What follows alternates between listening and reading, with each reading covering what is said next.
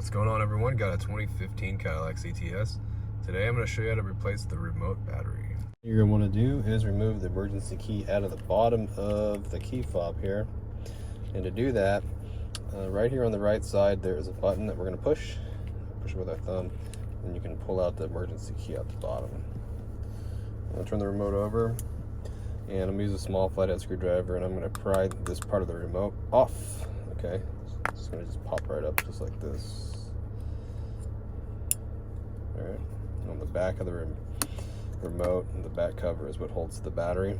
Now if we notice that the battery's in here with the positive side down, okay?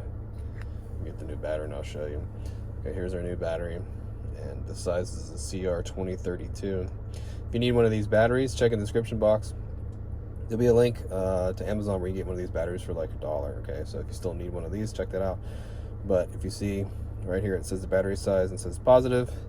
That's all facing down. When we stick it back in here like that, it just clicks in there. And we just get the key fob, and we just snap this back together. Now, just a word of warning: when you do snap this back together, sometimes with these older remotes, this side of the trim likes to fall off, so just make sure you're just kind of careful, make sure it doesn't come off.